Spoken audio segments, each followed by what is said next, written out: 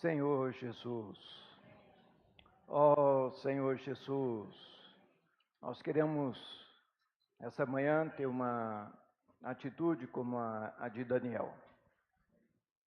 que orava baseado na tua palavra e se humilhava. Ó Senhor Jesus, ele confessou os pecados dele, dos pais dele, do povo dele. Oh, e buscou a ti em oração, e o Senhor o respondeu. Amém. O Senhor deu visão a ele. Essa manhã também queremos nos humilhar diante de ti. Oh, queremos confessar os nossos pecados, para que tenhamos um coração puro, uma atitude adequada diante de ti. Amém. Queremos também ganhar visão. Queremos ganhar revelação na tua palavra, Senhor. Amém. Senhor Jesus. Há 2 semanas atrás, nós demos uma palavra sobre o contexto de Israel no Novo Testamento. Se alguém não ouviu essa palavra, é importante ouvi-la, porque, de certa forma, essa palavra de hoje é uma continuação.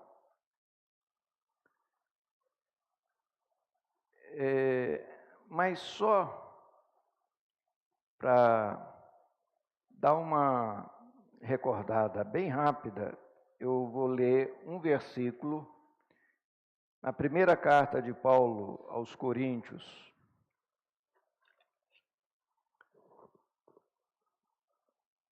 Primeira aos Coríntios 10,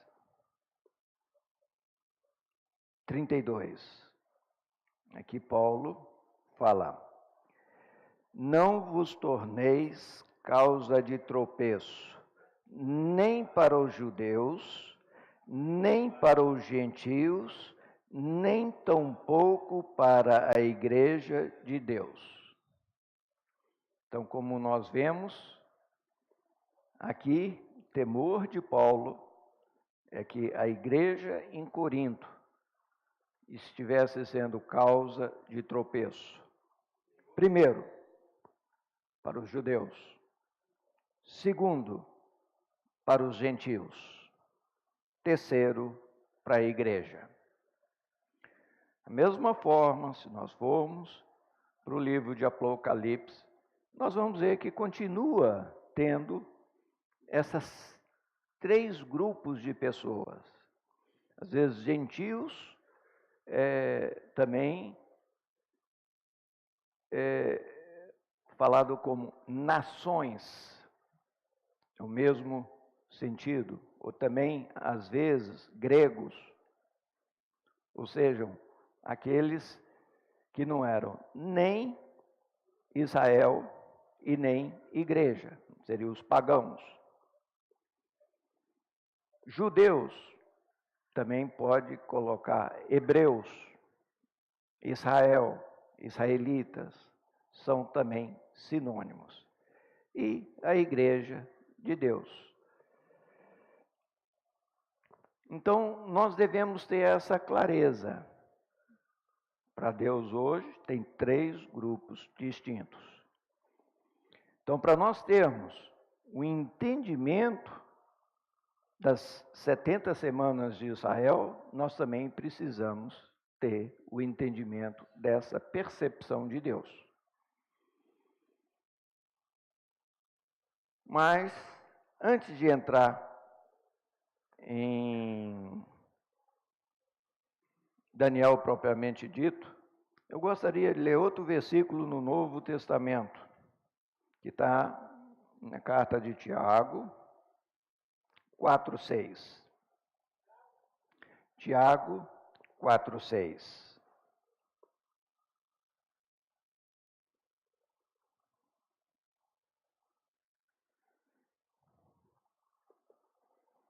Fala assim: antes, ele dá maior graça pelo que diz: Deus resiste aos soberbos, mas dá graça aos humildes. Eu vou repetir a segunda parte do versículo. Deus resiste aos soberbos, mas dá graça aos humildes. Irmãos, nós vemos que Daniel não era qualquer um. Ele era um príncipe de nobre nascimento. Ele não só era um príncipe de nobre nascimento, ele era uma pessoa extremamente inteligente e instruído, tanto na língua hebraica, como também na cultura dos babilônios. Mas vamos agora para Daniel, para ver qual a atitude de Daniel. Primeira coisa, Daniel 9,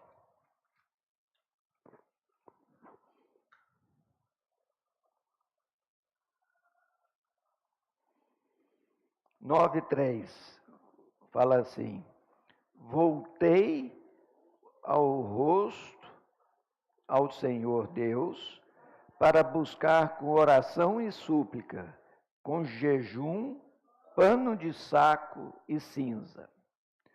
Sabe o que é pano de saco? É aquele pano grosseiro que é feito a sacaria. Inclusive, essa palavra saco é uma palavra universal em todas as línguas, porque vem do fenício, saco.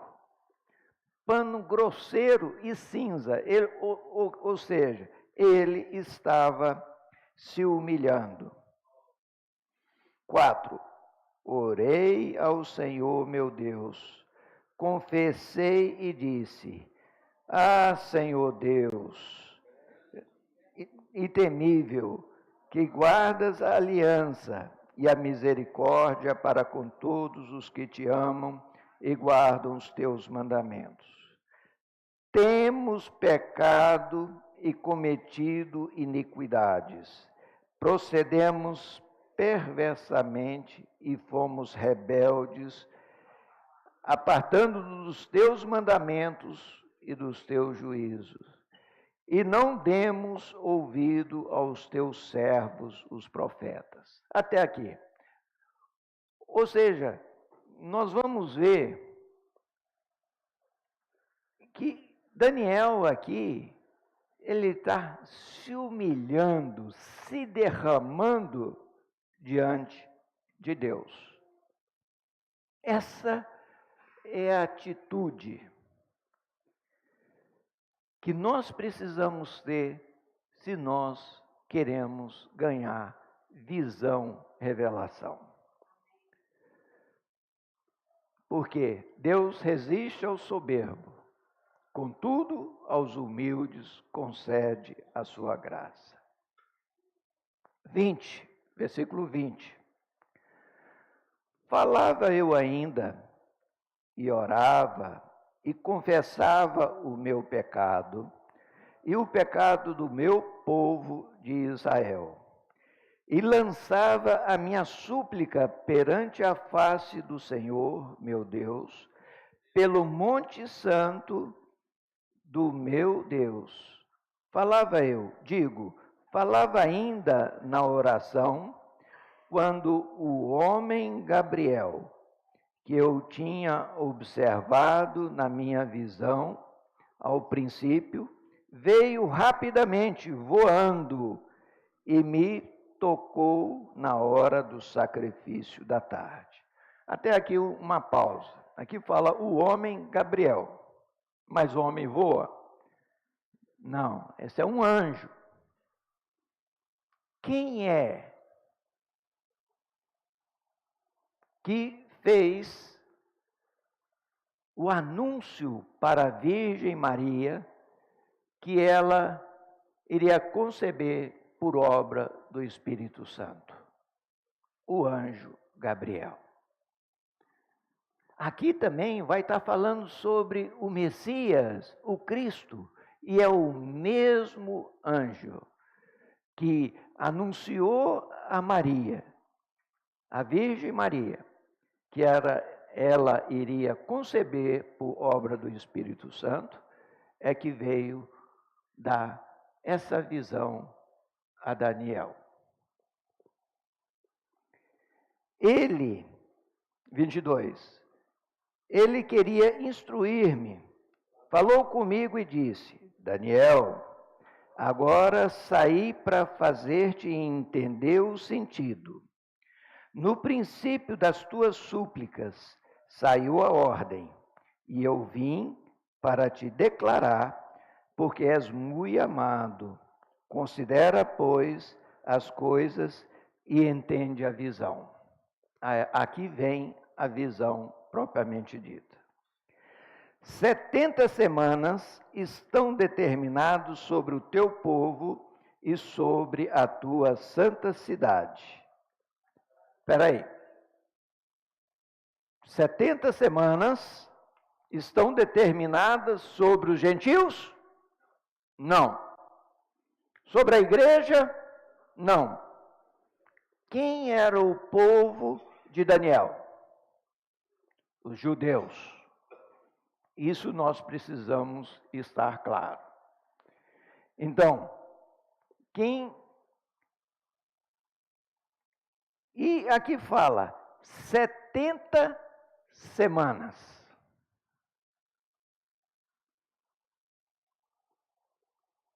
Quanto é 70 semanas? Né? A gente pega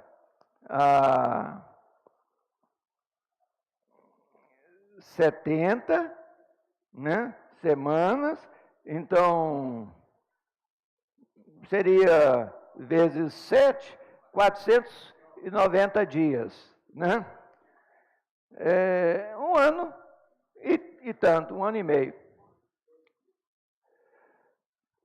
Só que aqui, a palavra usada seria semanas de anos, 70 setes. Flávio, mas como que eu posso saber isso?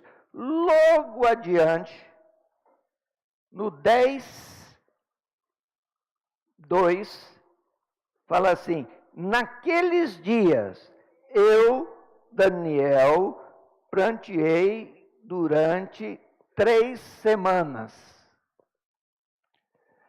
No hebraico, está literalmente: eu pranteei durante 3 semanas de dias. Entenderam? Porque ele pranteou, não foi por 21 anos, foi por 21 dias.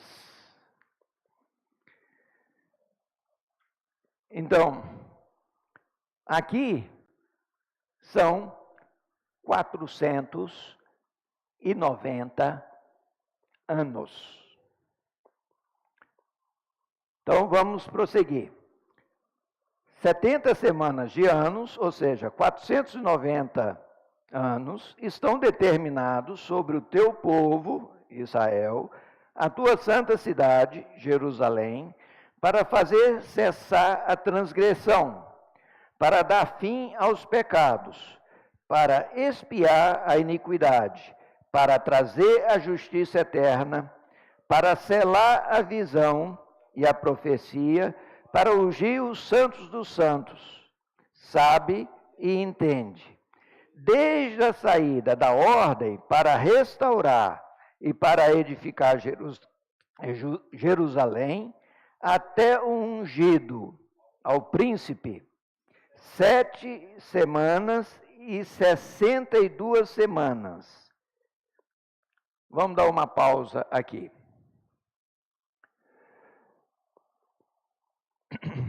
Deixa...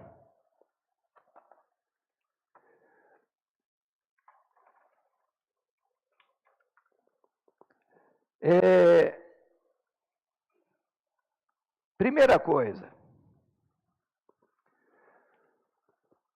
quando é que se inicia esse período de 70 semanas?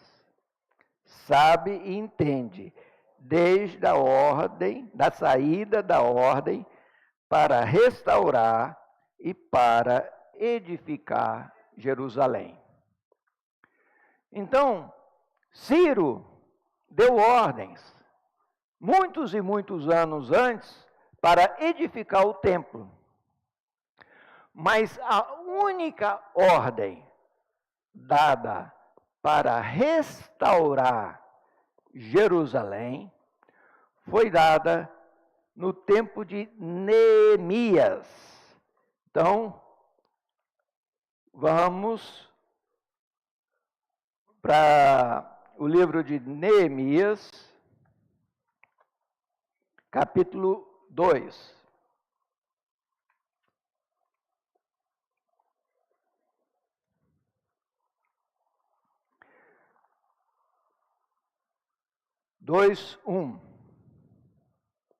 Fala assim: no mês de Nisan, no ano 20º do rei Artaxerxes, uma vez posto o vinho diante dele, eu o tomei para o oferecer e lhe o dei.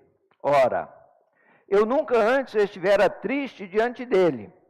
O rei me disse: por que está triste o teu rosto, se não estás doente?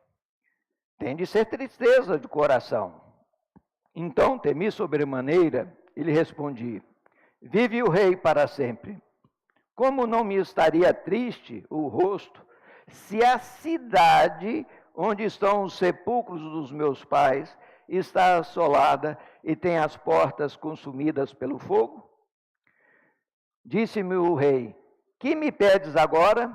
Então orei ao Deus dos céus e disse ao rei: se é do teu agrado, do agrado do rei, e se o teu servo acha mercê em tua presença, peço-lhe que me envies ajudar a cidade dos sepulcros de meus pais, para que eu a reedifique. Então o rei, estando a rainha sentado junto dele, me disse: quanto durará a tua ausência? Quando voltarás? Aprove ao rei enviar-me. E marquei certo prazo. Então, aqui está o marco inicial. Olhando nos livros de história, aqui fala: Império Persa, os vários reis, Ciro, de 539 a 530, Cambises, Dario I, Xerxes, que é o Assuero, que foi marido de Esther. Artaxerxes começou a reinar 464 e reinou até 423 antes de Cristo. Então, ou seja, é uma data negativa no nosso calendário. Se é 464 o início, 20 anos depois, vai para 444. Então, esse seria a data inicial. Como há certa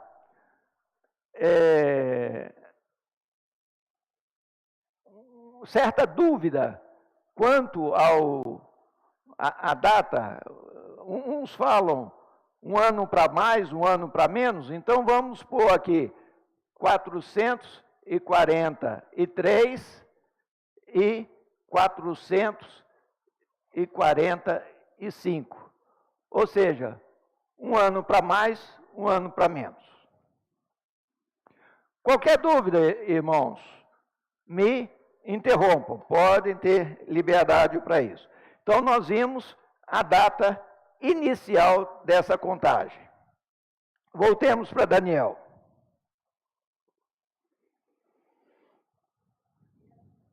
Daniel 9,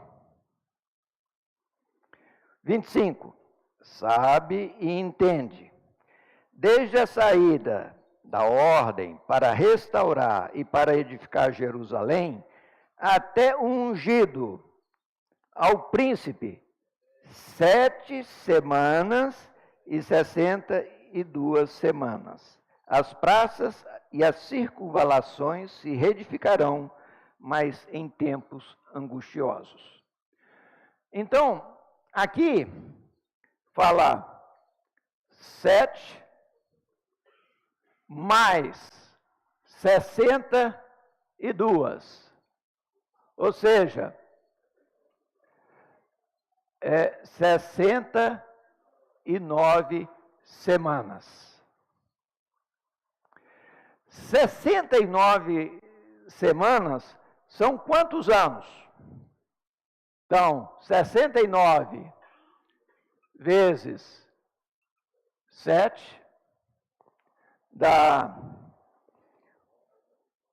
483.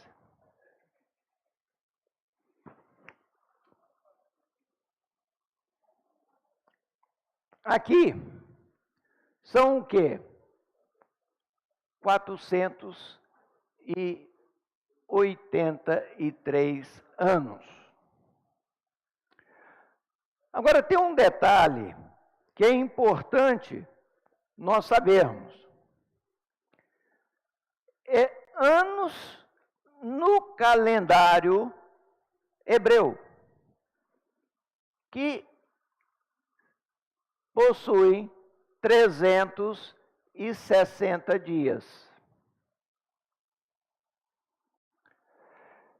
Quando nós multiplicamos isso aqui, vai dar 1.700, desculpa, não é 1.000 não, 173.888 dias. Pode parecer um pouco complicado, mas nós sabemos que para dar certo, esse número, na realidade, ele precisa ser dividido por 365 dias, 25. Por que 25? Porque de 4 em 4 anos tem um ano bissexto. Aí há uma conversão, ou seja, esses 483 anos lunares, eles vão se transformar em 476 anos. Bem, esse aqui é um tempo corrido. Esse aqui é um tempo negativo, porque está antes de Cristo. Então, vamos fazer a conta aqui, 476. 476. 476.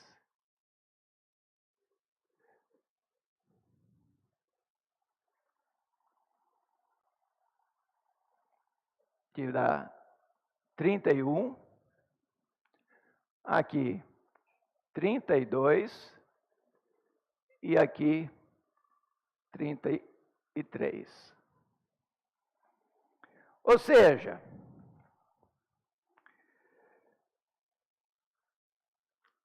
transcorrido 69 semanas, chegaria na data de 31, de 32 ou 33. Os irmãos entenderam? O início da contagem foi no ano 444. Transcorrido 476 anos, vai chegar a data do ano 32. Mas como pode ter um erro de um ano para lá e um ano para cá, pode ser o ano 33 ou o ano 31. Então, vamos prosseguir.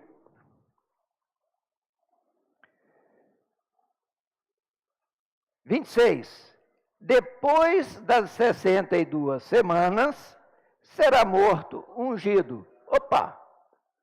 Então, quando terminou, ele falou, período de 7 mais 62.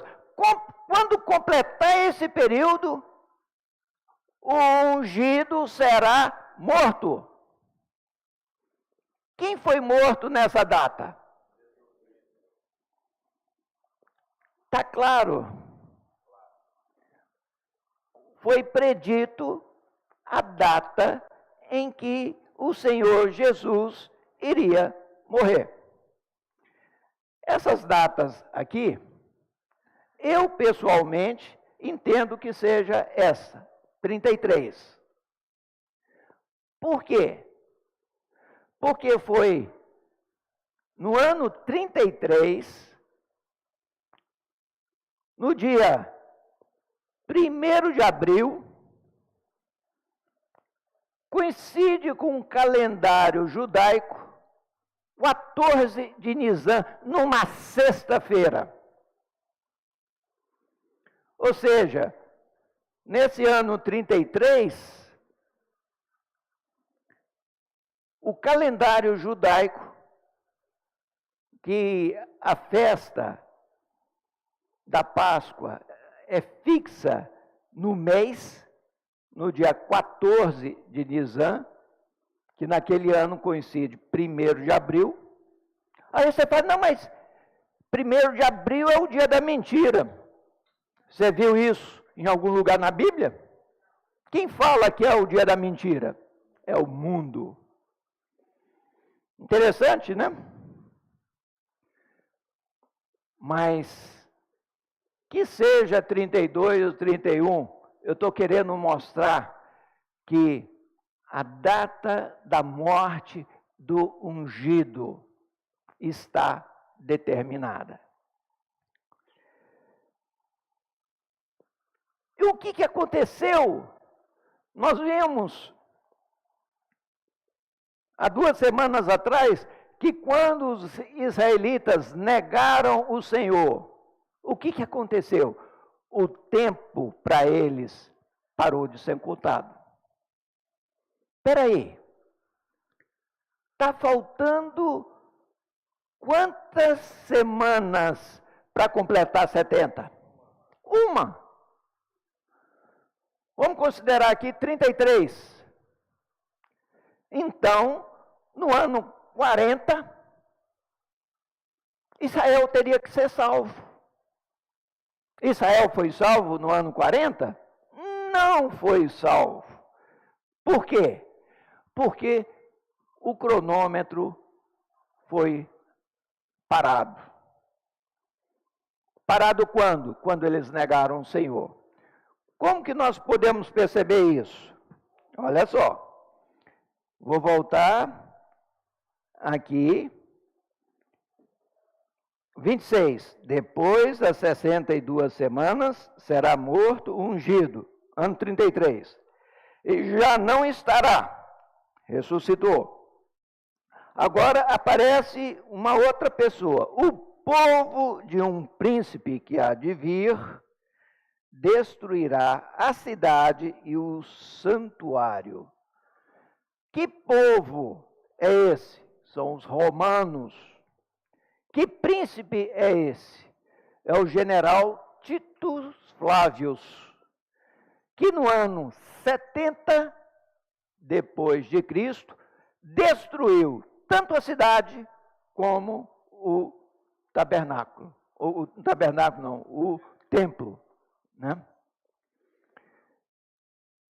E seu fim será num dilúvio. Até o fim haverá guerras, desolações são determinadas. Ou seja, se foi no ano 70, porque o cronômetro estava já travado. Ou seja, não está mais contando o tempo para o povo judeu. Mas vamos ver o 27. Ele fará firme aliança com muitos por uma semana. Na metade da semana fará cessar o sacrifício e a oferta de manjares. Sobre a asa das abominações virá o assolador, até que a destruição que está determinada se derrame sobre ele. Então aqui, irmãos, ele quem? Ele é o príncipe do versículo anterior. O povo de um príncipe. É a mesma pessoa? Não. Mas isso quer dizer que das ruínas do Império Romano surgirá um príncipe que fará uma aliança com muitos. Agora, deixa eu contar um pouquinho da história. Por volta do ano 130 da nossa era cristã, a 135, surgiu um revolucionário na região do Oriente Médio, chamado Jesus Bar Kokhba. E ele promoveu uma grande revolução contra os romanos. E inicialmente ele foi vitorioso.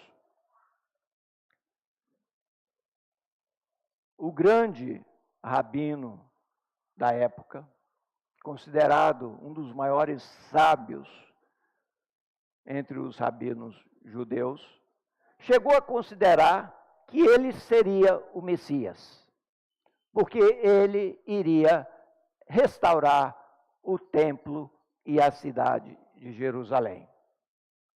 Só que o imperador Adriano foi e exterminou todos esses revolucionários e depois veio até a matar esse grande rabino.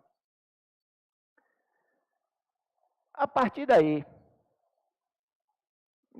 os judeus viram, Bar Kokhba não era o Messias, senão ele teria vencido os romanos.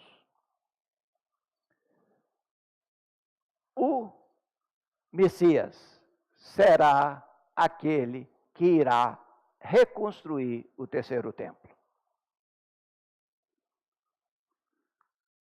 Olha como as coisas vão se encaixando.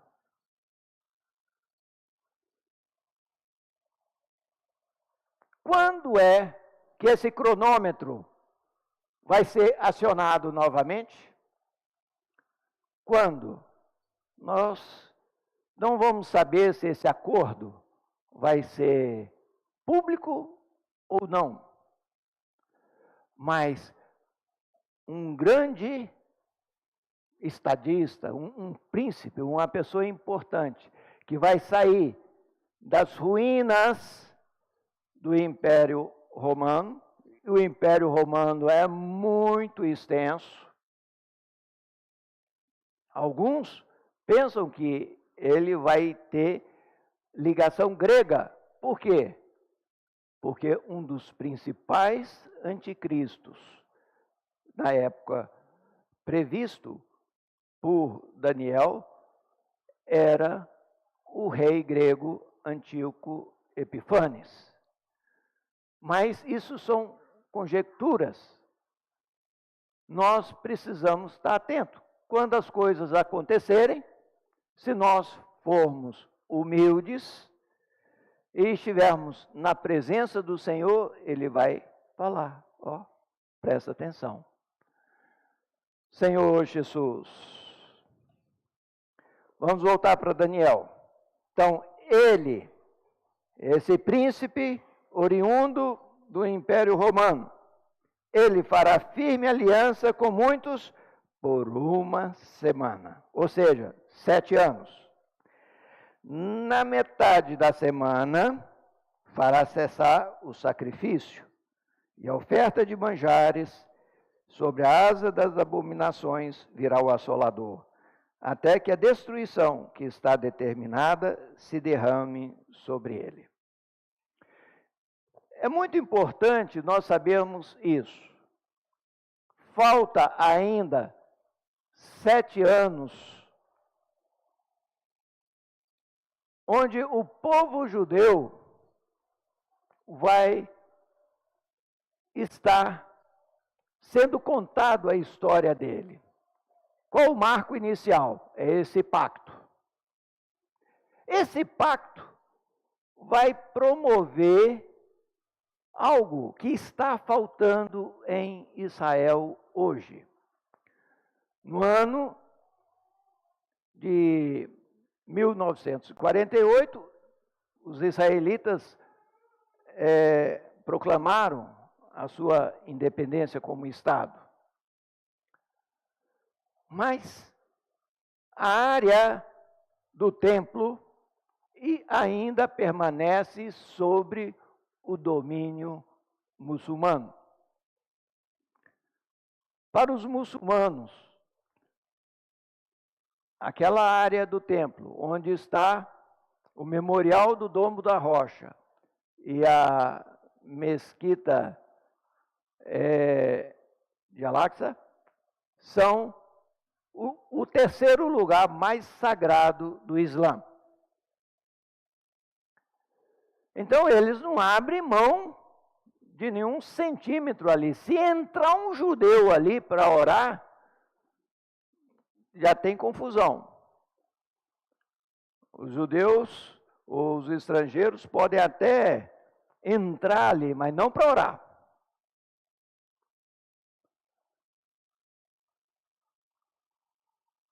Quanto mais destruir um memorial daquele para reconstruir o templo, que por 2 vezes já foi destruído. Uma vez por Nabucodonosor e outra vez pelo general Tito. Bem, se no meio dessas 7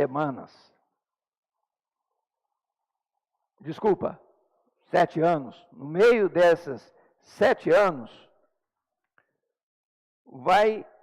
esse príncipe, ele fará cessar o sacrifício e oferta de manjares. Quer dizer que o templo já vai estar reconstruído. Isso é um grande sinal. Hoje, existe em Jerusalém um instituto, é uma ONG, não é nada do governo, é uma organização não governamental chamado Instituto do Templo. Eles já reconstruíram todos os artefatos do templo. As vestes sacerdotais, os candelabros, tudo. Está tudo pronto. Está pronto também os projetos para restauração. Agora, Cedir Macedo, lá em São Paulo, ele em 2 anos reconstruiu ou construiu uma réplica exterior, né? Porque por dentro não tem nada a ver, mas exterior sim, em 2 anos. Quanto tempo vocês acham que Israel vai levar para construir? Vocês já estão tudo preparado. Então, vamos ficar de olhos atentos. Nesse período, então,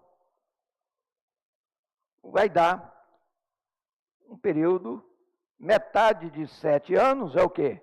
3 anos e meio. Daniel 7:25 fala de tempos, tempos e metade. Daniel 12:7 fala de tempos e metade. Apocalipse 12:4. Todos eles falam de tempos e metade. Para nós, isso soa um pouco vago. Mas é interessante. Na língua hebraica, existe um plural que chama plural dual. Ou seja, é aos pares. Se você fala olhos no plural dual, quer dizer 2 olhos. Fala bois no plural dual, e eles precisavam muito, porque tinha que arar a terra, era uma junta de bois. Então, aqui está, o segundo tempos está no plural dual. Ou seja, tempo 1 mais 2, 3 mais metade. 3,5. Em Apocalipse 11:2, 13:5, aparece 42 meses. Multiplica Apocalipse 11:2 e Apocalipse 13:5. Então, aqui é como se essa visão de Daniel fosse a base para outras revelações. Se você pega 3,5, multiplica por 360, né? Então, vai dar 1.260 dias.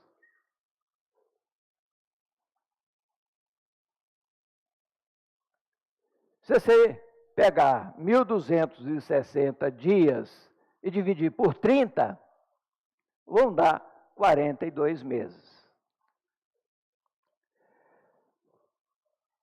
Apocalipse 11:3 fala de 1.260 dias.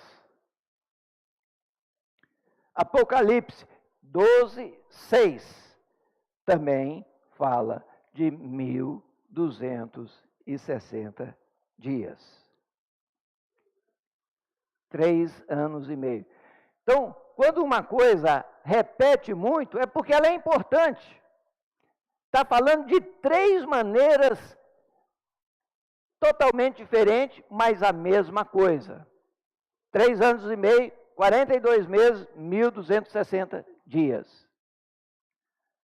O que é isso? É a metade da semana de Daniel. A primeira metade vai ser de muita paz. O templo vai ser reconstruído num período de muita paz. Mas quando esse anticristo retirar o sacrifício, aí vai começar um período de grande tribulação.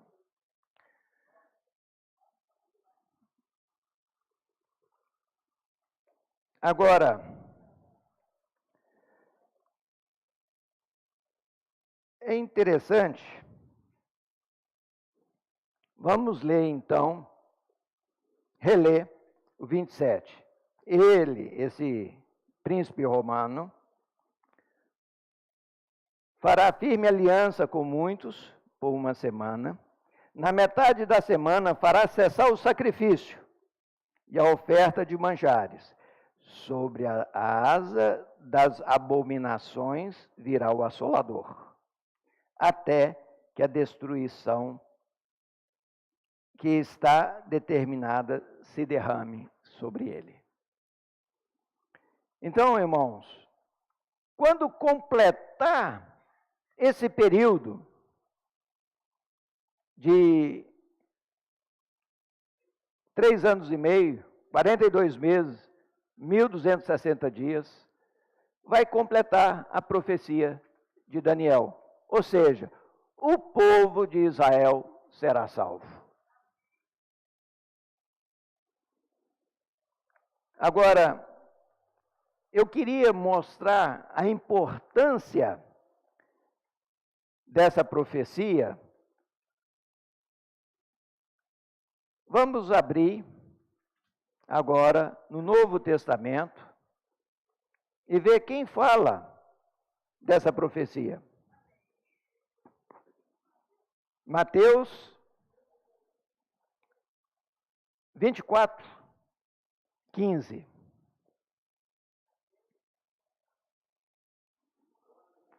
Espera aí, quem está falando isso? Jesus. Se você olhar aqui, Mateus 24, né? Fala assim: tendo Jesus saído do templo, ia se retirando, quando se aproximaram dele os seus discípulos para lhe mostrar a construção do templo. Ele, porém, lhe disse: não vedes tudo isso? Em verdade vos digo que não ficará aqui pedra sobre pedra que não seja derribada. Então aqui o próprio Senhor Jesus falou: vocês estão vendo esse templo bonito aí, construído por Esdras e Neemias e restaurado pelo Herodes? Não ficará pedra sobre pedra. Quando completou isso? No ano 70.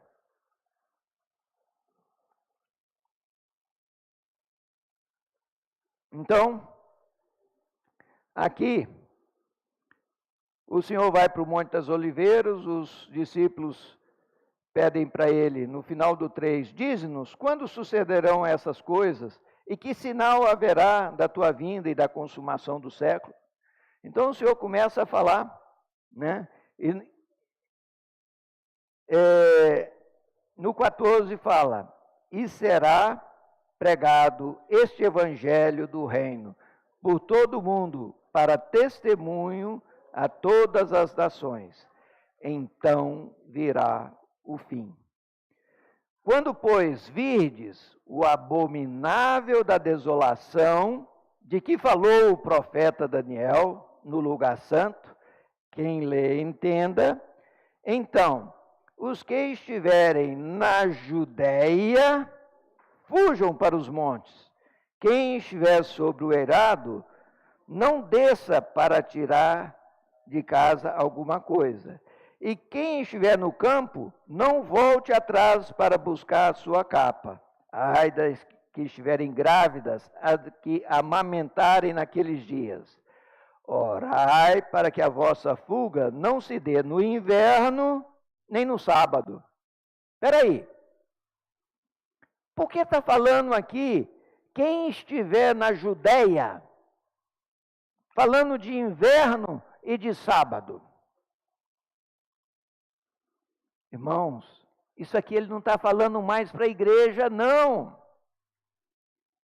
O cronômetro já foi acionado há 3 anos e meio. Então, nós precisamos saber que há 3 grupos distintos. No 13, desculpa.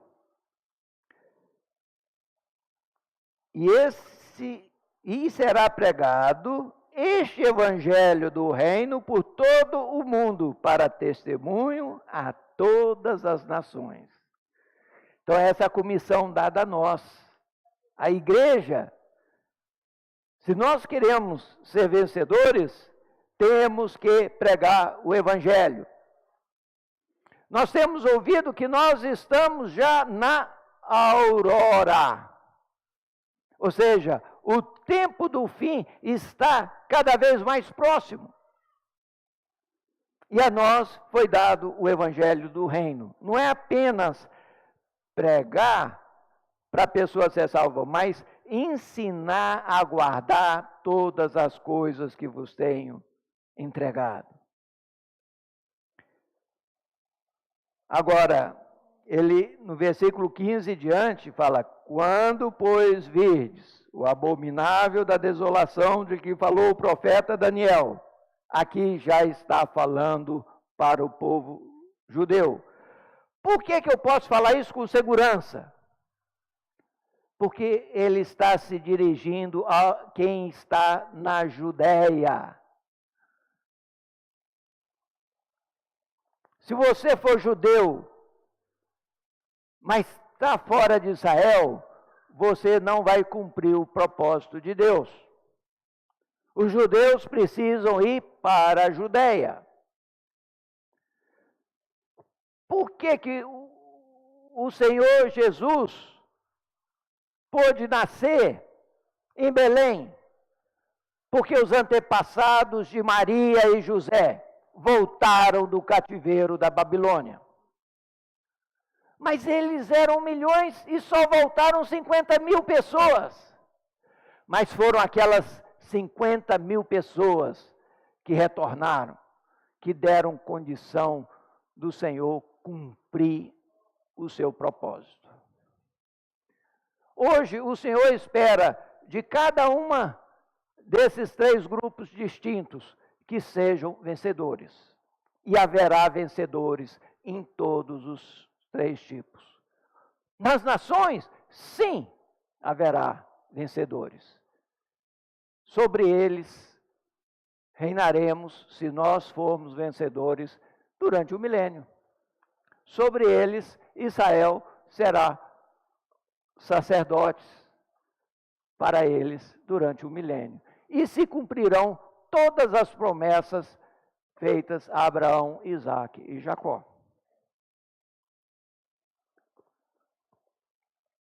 Olha só, evidência número 1. Se você estiver na Judéia, fuja para os montes. Evidência número 2, no versículo 20. Eles têm que orar para que a fuga não dê no inverno nem no sábado. Por que no inverno? Porque lá no inverno pode nevar. E você fugir debaixo de neve não é brincadeira. E nem no sábado, porque os judeus têm que cumprir a lei do sábado.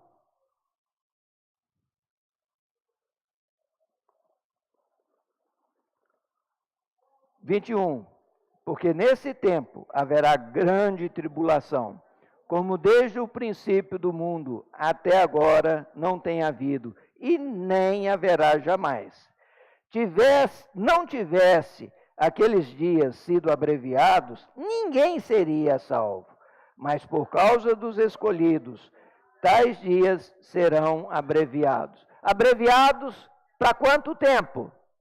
1.260 dias, 42 meses, 3 anos e meio.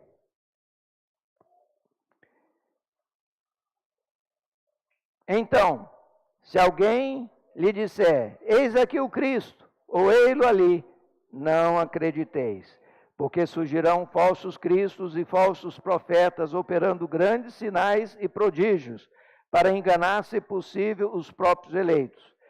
Vede que vô-lo tenho predito.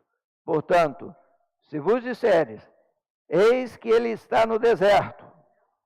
Israel tem deserto, aqui tem? Não tem. Não saiais. Ou ei-lo ali no interior da casa, não acrediteis, porque assim como o relâmpago sai do oriente e se mostra até o ocidente, assim há de ser a vinda do Filho do Homem. Onde estiver o cadáver, aí se ajuntarão os abutres.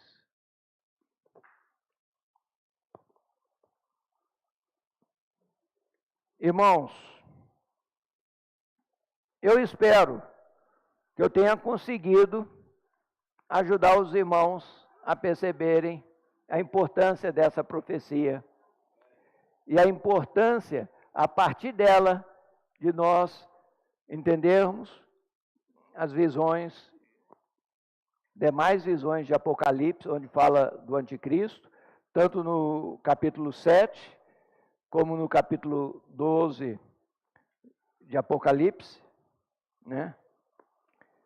E Apocalipse 11, 12 e 13. Não, são recorrentes a necessidade de percebermos tanto que existem esses 3 grupos distintos de pessoas, gentios, Israel e igreja, assim como a duração desse período. Que a primeira parte ocorreu ou no ano 31, ou 32, ou 33. Por aí. Mas que ocorreu, ocorreu. O Messias foi morto e já não estará. Ressuscitou. E falta uma semana de anos, ou seja, 7 anos. A primeira parte será pacífica. A segunda parte será de grande tribulação. Bem, concluímos. Alguém tem pergunta? Faça com o microfone para que as pessoas possam escutar, senão só fica eu falando. Eu achei o estudo de hoje difícil, mas eu consegui compreender a questão de uma semana, dos 3 anos e meio. Mas me explica, eu perdi a aula da guerra nessa data. Por que, então, quer dizer que é a partir de agora que está acontecendo lá em Israel há 3 anos e meio, a partir desse momento agora? Essa guerra de Israel em si não tem nada a ver e ao mesmo tempo tem. Por que tem? O grupo terrorista Hamas, assim como o Hezbollah e outros grupos terroristas, eles estão agindo contra qualquer acordo de paz que Israel faça com os países muçulmanos. O primeiro país que fez o acordo de paz, reconheceu Israel como Estado, foi o Egito, ainda no século passado. Depois, a Jordânia. Recentemente, mediante a mediação dos Estados Unidos, outros países começaram a fazer, como Marrocos, Emirados. A Arábia Saudita estava se aproximando, não chegou a concluir. E, a meu ver, esse massacre que ocorreu próximo à faixa de Gaza, ou seja, ali na região de fronteira, foi justamente para Israel começar a atacá-los e eles se fazerem de vítima. Eles se escondem no meio da população, fazendo com que a população sofra. Os palestinos estão sofrendo muito, porque eles são vítima dos governantes deles, que são radicais. Então, Israel, ele, para tentar pegar o Hamas, ele acaba matando pessoas inocentes. Então, o mundo árabe se revolta contra essa iniciativa de Israel. Então, os acordos que estavam quase prontos, eles cessaram, foram interrompidos por causa dessa atitude radical do Hamas. Entendeu? Então, mas em algum momento vai aparecer alguém que vai promover esses acordos e vai fazer um acordo e vai possibilitar a Israel reconstruir o terceiro templo. Entendeu? Nós temos que estar atentos, né? Infelizmente, as atrocidades acontecem dos dois lados. Mesmo que uma seja, por exemplo, o governo de Israel não está com a intenção de matar os civis, mas acaba matando, porque ele explode uma bomba de todo tamanho lá, para destruir o arsenal militar que está enterrado no subsolo. Hoje tem bombas que perfuram o solo em muitos e muitos metros e acaba destruindo o arsenal que está guardado lá embaixo. Mais alguma pergunta? Passa o microfone. Quem?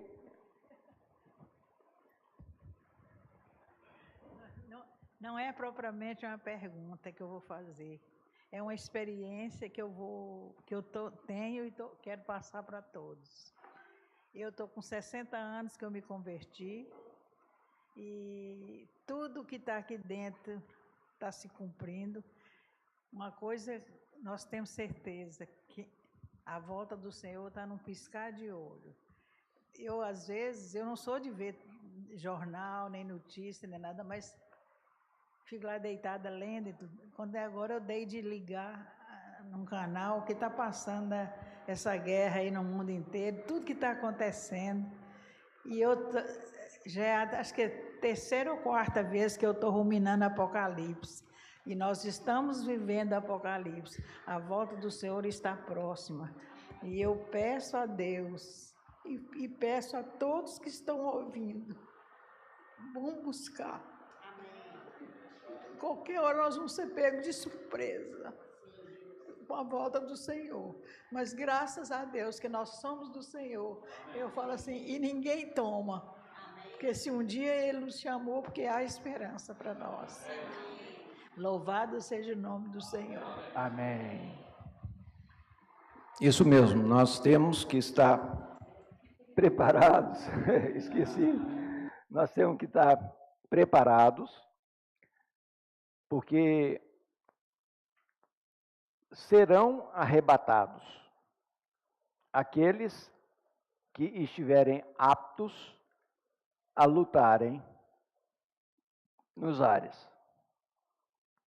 Agora, nessa guerra, foram recrutados milhares de soldados. Quem são recrutados? Velhos e crianças? Não. Jovens que estão preparados para a luta. Tem que ter força e tem que ter preparo. Ou seja, nós precisamos estar aptos a usar a espada de 2 gumes, a usar o capacete da salvação, a usar o escudo da fé. E assim vai. Assim nós seremos úteis. Agora, se nós nunca fizemos uma oração de autoridade, nós nunca tomamos posse da palavra, o que eu vou fazer nos ares? Eu vou ser, né, comida para o dragão. Então, por isso que o arrebatamento será de pessoas aptas à luta, que nós possamos estar preparados para isso. Mais alguma pergunta?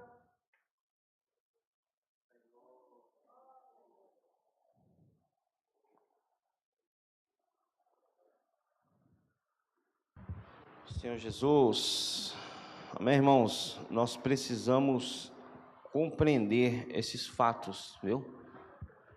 Nós precisamos conhecer, sim, a história, a escatologia, né?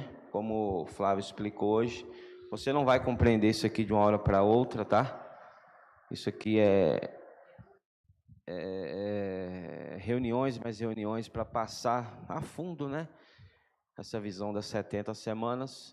Mas o que nós precisamos entender é que nós estamos prestes a entrar na última semana. Fernanda perguntou se já entrou. Não, não entrou, não contou ainda. Vai começar a contar quando o Tratado de Paz for assinado. Entendeu? Quando alguém se intervir e fizer um cessar-fogo e uma paz entre muçulmanos e judeus, tá? E ao meu ver, tá? Ao meu ver, o que não ocorreu ainda, mas se ocorrer vai ser um início muito grande, seria o tratado entre Israel e a Arábia Saudita. Por quê? Se você não sabe, o polo hoje, o centro de adoração do Islã está na Arábia Saudita. 2 cidades, antes do próprio Monte do Templo, que está ali, é o 3º lugar principal de adoração deles. Os primeiros lugares estão na Arábia Saudita, que é a cidade de Meca e Medina. É o centro de adoração do Islã hoje. Então, ou seja, a Arábia Saudita, que detém, né, isso, o centro de adoração do Islã, assina um tratado com Israel, irmãos, então é algo muito sério. Então, mas nós não cabe a nós, né, ficar aí preocupados, cabe a nós buscar, cabe a nós buscar fazer a vontade do Senhor hoje, para que naquele dia nós não estejamos aqui, porque ninguém vai querer estar. Amém? Essa palavra que o Flávio falou, é só para completar, Flávio, Mateus 24 e 25, fala a respeito dos três povos, dos três grupos, né? Eu tinha até anotado aqui, ó, Mateus 24, do versículo 4 ao versículo 31, fala para os judeus. Do versículo 32 até o versículo 30 do capítulo 25, fala para a igreja, que vai vir as parábolas. E do versículo 31 ao 46 de Mateus 25, fala para os gentios, ou os incrédulos, que fala sobre o grande julgamento. Então, a palavra do Senhor é muito sábia, irmãos, então nós precisamos atentá-la, amém? Vamos orar. Foi um versículo que me chamou muita atenção na leitura, que aqui fala assim: sabe e entende, desde a saída da ordem para restaurar e para edificar Jerusalém, até ungido ao príncipe, 7 semanas e 62 semanas. Aí na parte B fala assim, as praças e as circunvalações se reedificarão, mas em tempos angustiosos. Então, essa segunda parte é fato, vai acontecer todas as coisas. E aqui fala que é em tempos angustiosos, que a gente possa se alimentar da paz. A paz, ela é uma pessoa, ela é a palavra de Deus, ela é Cristo, ela é a verdade. Hoje a gente cantou muito sobre isso. Porque tempos angustiosos, sim, é inevitável que a palavra não vá se cumprir. Então, que realmente a gente aproveite toda a oportunidade para invocar, para servir, é o que eu estava comentando com a irmã Lucivan. Eu falei, irmã, na realidade, a gente, como filho de Deus, a gente tem que saber que desde o momento que a gente abre os olhos e até o momento que a gente vai deitar e que fecha os olhos, a gente está a serviço de Deus. Porque são pessoas infinitas que passam por a gente. E, assim, a oportunidade que a gente tem é algo hoje que é tão simples, né? Você vê as pessoas angustiadas, aí você fala, eu posso orar por você? E muitas vezes nessa oração, as pessoas até repetem a oração. Agora, como o Flávio fez um comentário, a gente precisa ensinar a guardar todos os mandamentos. E o que me toca ontem na hora que o irmão Fida compartilhou, quão formosos são os pés dos que anunciam coisas boas. Precisamos entender que os nossos pés é para edificação. Então, a primeira que tem que estar edificada, a vida, é da própria pessoa, né? Então, que o Senhor nos faça essa alerta, desde a hora que a gente abre os olhos, que sem a santificação, ninguém verá a Deus. Jesus é o Senhor. Eu só queria compartilhar algo que esses dias o irmão compartilhar, ele teve uma experiência. Pode ficar. Ele estava no consultório, no posto de saúde, e lá para ser atendido, uma pessoa cai e tem uma possessão demoníaca. O irmão Edgar, ele falou, e agora, o que eu faço? Né? Ele invocou o nome do Senhor, orou com autoridade, e o demônio saiu. Nós não ficamos procurando isso. Às vezes você vai num grupo religioso, parece que eles, para a reunião ser abençoada, tem que ter uma manifestação. Eles chegam a convocar os demônios para manifestar. Irmãos, embora nós não saiamos procurando isso, a hora que surgir, você tem que saber que não é a sua força, é o poder e o nome de Jesus. E qualquer um de nós que estamos buscando o Senhor, temos tal autoridade. Não vai ser a nossa força, mas vai ser a autoridade do Senhor. Amém? Vamos ficar de pé, irmãos, para finalizarmos. Amém?